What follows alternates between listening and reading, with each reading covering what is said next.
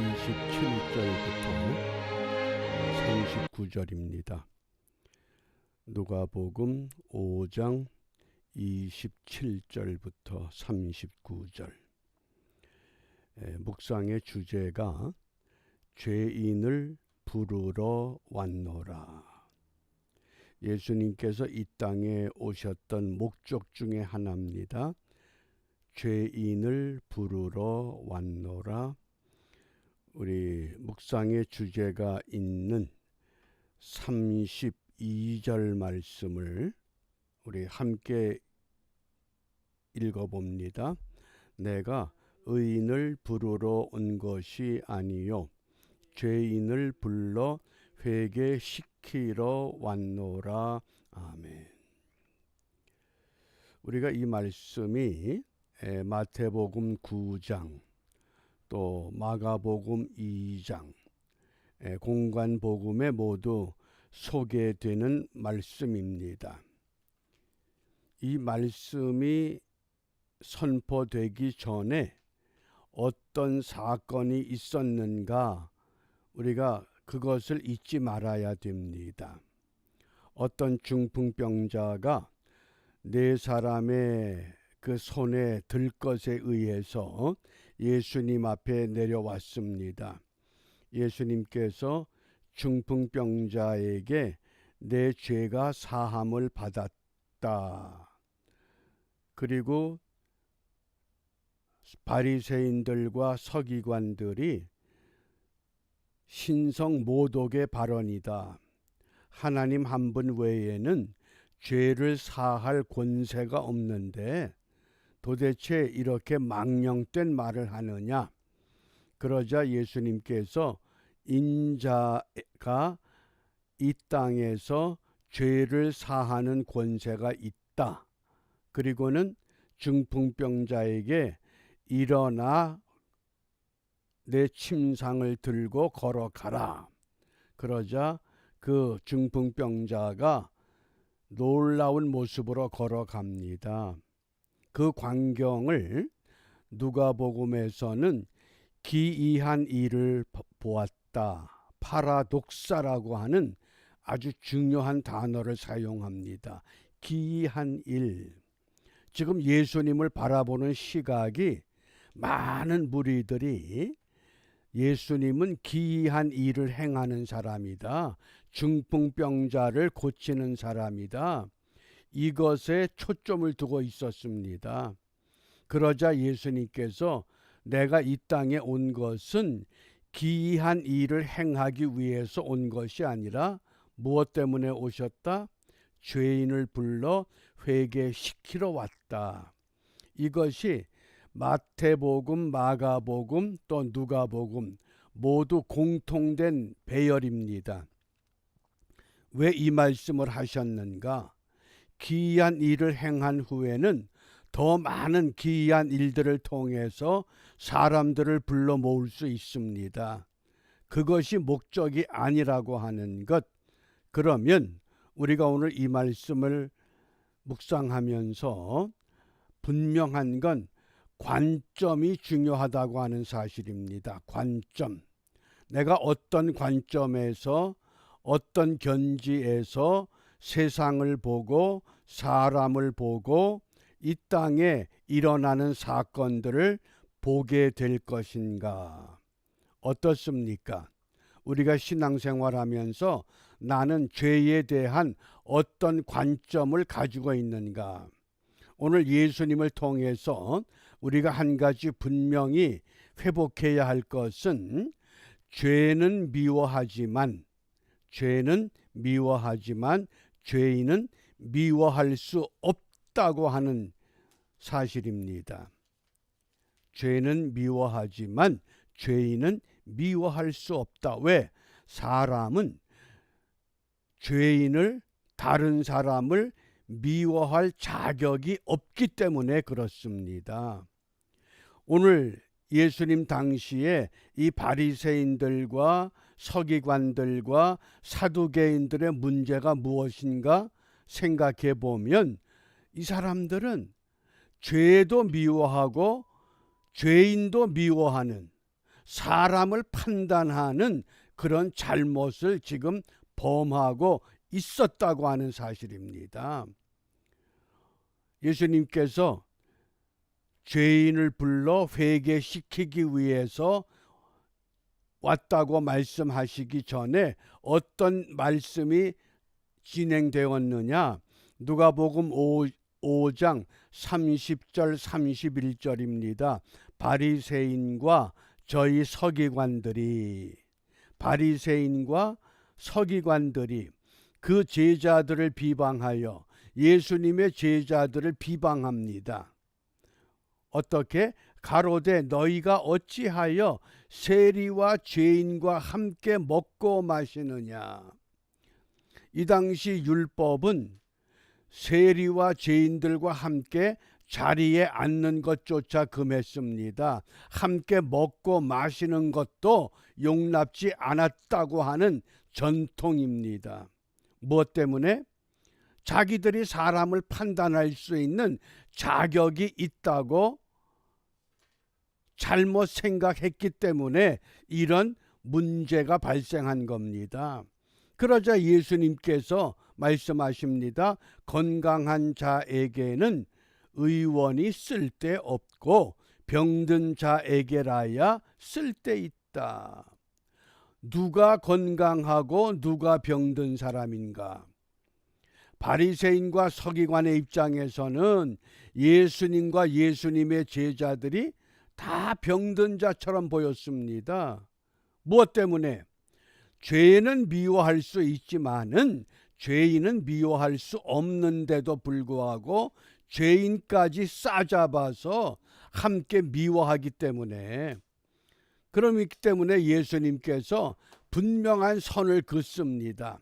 건강한 자, 병든 자 기준이 무엇이냐?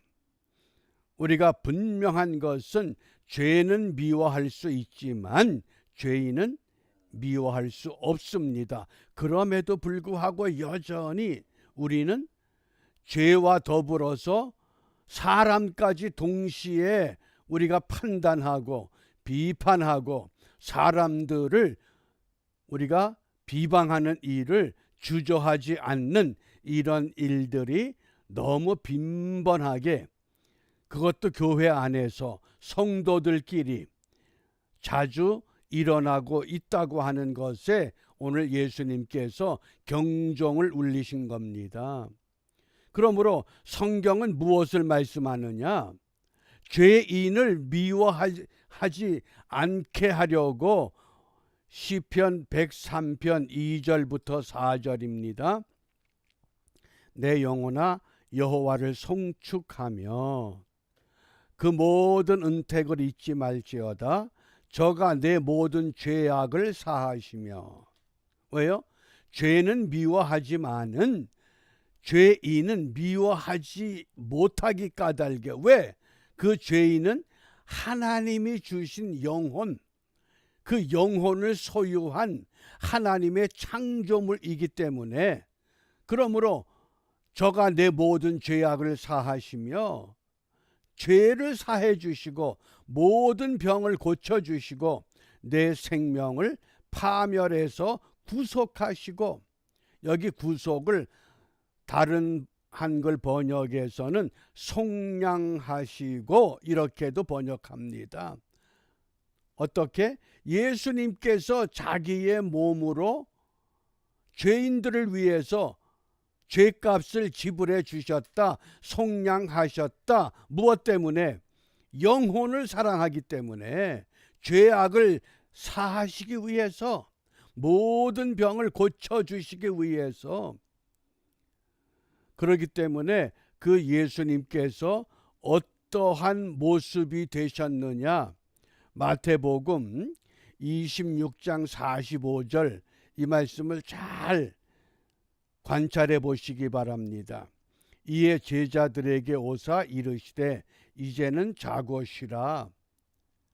제자들을 나무라는 말씀이 아닙니다. 보라 때가 가까웠으니 인자는 누굽니까? 사람의 아들로 사람의 몸으로 이 땅에 오신 예수님께서 그 다음 말씀, 죄인의 손에 팔리우느니라. 우리 한글 개역 성경은 단수로 표현했지만은 그 원문의 정확한 뜻은 죄인들의 손에 팔린다. 누가? 인자가 무엇하기 위해서? 속량하기 위해서. 그러니까 제자들에게 내가 너희들을 위해서, 내가 죄인들을 위해서, 그 죄인들이 예수님을 팔아버린다는 겁니다. 무엇으로 하기 위해서? 속량하기 위해서. 이게 지금 그렇게 예수님께서 자, 이젠 때가 됐구나. 내가 이제 죄인들의 손에 의해서 속죄의 제물을 바치고자 하는 사람들이 속죄의 제물을 돈으로 주고 사와야 됩니다. 그 제물을 바칠 때에 구속이라고 하는 은혜가 회복되는 것처럼 예수님께서 죄인들의 손에 팔려간다고 하는 것. 왜 그렇습니까? 우리가 보는 관점과 예수님이 보는 관점이 다르기 때문에.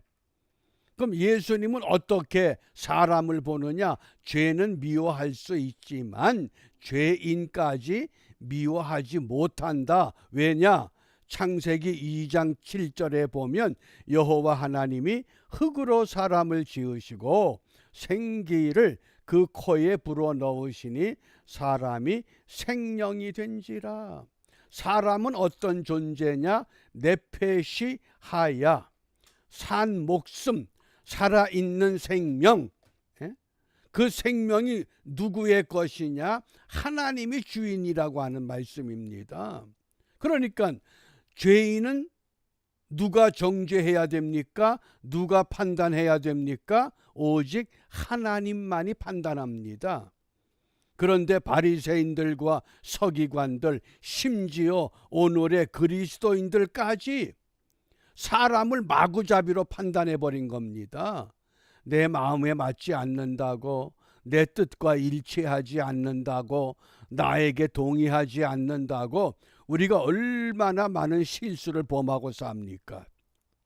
그러므로 우리가 분명한 것은 오늘 예수님을 통해서 무엇을 우리가 배워야 되느냐? 죄는 미워할 수 있다. 그러나 죄인은 미워할 수 없다. 바꿔 말하면 죄인을 판단할 수 없다. 왜? 그 죄인은 하나님이 생명을 주셨기 때문에, 생명의 주가 하나님이시기 때문에. 그래서 데살로니가전서 5장 23절입니다. 평강의 하나님이 친히 너희로 온전히 거룩하게 하시고 너희 영과 혼과 몸이 주 예수 그리스도 강림하실 때에 흠없게 보존되기를 원한다. 영과 혼과 몸을 흠없이 보존하기 위해서 우리가 판단할 수 없어야 합니다. 또 히브리서 4장 12절 하나님의 말씀은 살았고 운동력이 있어 좌우의 날선 어떤 검보다도 예리하여 혼과 영과 및 관절과 골수를 찔러 쪼개기까지 하며 또 마음의 생각과 뜻을 감찰하나니.